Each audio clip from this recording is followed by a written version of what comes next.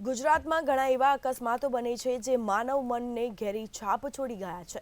થોડા દિવસો અગાઉ બનેલા ગોઝારો અકસ્માત એટલે કે અમદાવાદના એસજી હાઈવે પર બનેલો તથ્ય પટેલ અકસ્માત, તેવા જ અકસ્માતો આ બનાવ આણંદમાં બન્યો છે। હૃદય દ્રવી ઉઠે તેવી ઘટના આણંદ જિલ્લામાં સામે આવી છે, જ્યાં એક અયાશ નબીરાએ કારથી અકસ્માત સર્જ્યો છે। જાણીએ અમારા ખાસ અહેવાલમાં। આણંદ શહેરને અડીને આવેલા નાવલી ગામ પાસે રોડ ઉપર ગુરુવારે એક બેફામ ચાલી રહેલી એર્ટિગા ગાડીએ ગમખ્વાર અકસ્માત સર્જ્યો હતો, જે અકસ્માતમાં 3 જેટલા બાઇકને અડફેટે લીધા હતા, જેમાં 7 લોકોને ઈજાઓ પહોંચી હતી, જેમાંથી 4 જિંદગીની જ્યોત બુઝાઈ ગઈ છે। આ ગાડી ચાલક જેનિસ પટેલ નામના નબીરાએ બેફામ નશાની હાલતમાં અકસ્માત સર્જ્યો હતો। આણંદ રૂરલ પોલીસ સ્ટેશનની હદમાં આવેલ નાવલી નાપાડ રોડ પર દેહમી ગામ તરફ જવાના રસ્તાના પર આવેલ ગરનાળા પાસે 4 વ્હીલર અર્ટિગા ગાડીએ 3 મોટરસાઇકલ ચાલકોને ટક્કર મારી જીવલેણ ઈજાઓ કરી નાસી ગયેલ હોવાની હકીકત જણાવેલ હોય। આ બાબતે પોલીસને જાણ થતાં આણંદ રૂરલ પોલીસ તાત્કાલિક ઘટના સ્થળે પહોંચી ગયેલ। આજુબાજુના ગ્રામજનોની મદદ લઈ 108 મારફતે આ બનાવની અંદર ઈજાગ્રસ્ત તથા મરણ જનારને તાત્કાલિક જનરલ હોસ્પિટલ તથા કરમસદ ખાતે એડમિટ કરવામાં આવેલા હતા। આ બનાવની અંદર 4 વ્યક્તિઓના કરુણ મોત થયેલા હોય। આ બાબતે ઈજા પામનાર અરવિંદભાઈ મનુભાઈ પરમાર રહેવાસી વાંસખીલિયા તાલુકો જિલ્લો આણંદ નાઓની ફરિયાદ લઈ આ બાબતે ફેટલનો ગુનો રજીસ્ટર કરવામાં આવેલો।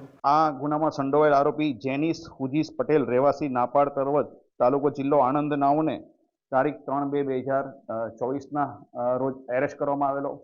આ એરેસ્ટ દરમિયાન તેની મેડિકલ તપાસણી કરવામાં આવેલી અને મેડિકલ તપાસણી દરમિયાન તેને દારૂ પી અને આ પોતાની અર્ટિગા ગાડી ચલાવી અને જીવલેણ અકસ્માત કરેલ હોવાની હકીકત તપાસ દરમિયાન જણાવતા આ બાબતે આ ગુનાની તપાસ દરમિયાન આઈપીસી કલમ 304, એમબી એક્ટ કલમ 185 તથા પ્રોહિબિશન એક્ટની કલમ 66(1)(b) મુજબનો ઉમેરો કરવામાં આવેલ। પ્રાપ્ત વિગતો મુજબ નાપાડાના નબીરા જેનિસ પટેલે નશાની હાલતમાં બેફામ ગાડી હંકારીને 7 વ્યક્તિ કચડી નાખતા 4 લોકોના મોત થયા હતા। પોલીસે સહકારી આગેવાનના પુત્ર જેનિસ સામે આઈપીસી કલમ 304 સાપરાધ માનવવધ હેઠળ ગુનો નોંધ્યો છે અને પોલીસે જેનિસ પટેલની ખાનગી હોસ્પિટલ બહારથી અટકાયત કરીને 3 દિવસના રિમાન્ડ મેળવ્યા છે। નાપાડ ગામના સહકારી આગેવાનના પુત્ર જેનિસ પટેલે આગામી દિવસોમાં લંડન અભ્યાસ માટે જવાનો હતો, જેથી શુક્રવાર રાત્રે તેના મિત્રને પાર્ટી આપવા આણંદ તરફ ગયો હતો। પાર્ટી પૂર્ણ કર્યા બાદ પરત આવતી વખતે નાપાડ નાવલી રોડ દહેમી પાસે આગળ 3 બાઇકો જતા હોવા છતાં એર્ટિગા કારને બ્રેક મારીને બચાવવાનો પ્રયાસ કર્યો ન હતો। એક પછી એક 3 બાઇકને અડફેટમાં લઈને 2 છાત્રો સહિત 4 વ્યક્તિઓના મોત નીપજ્યા છે।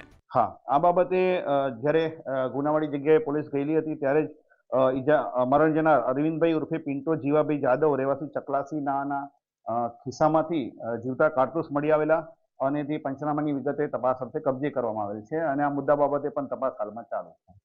સાહેબ, આરોપીનું બેકગ્રાઉન્ડ શું છે? આરોપી જેનિસ હુજીસ પટેલ એનું બેકગ્રાઉન્ડ હાલ સુધી પોલીસ ઇન્ટ્રોગેશન દરમિયાન તે લંડન મુકામે સ્ટુડન્ટ વિઝા ઉપર ભણવા માટે ગયેલો અને હાલમાં તેના 2 વર્ષનો અભ્યાસ પૂર્ણ કર્યા બાદ અત્રે પોતાના વતનમાં પરત આવેલ હોવાની હકીકત તપાસ દરમિયાન જણાવેલ છે।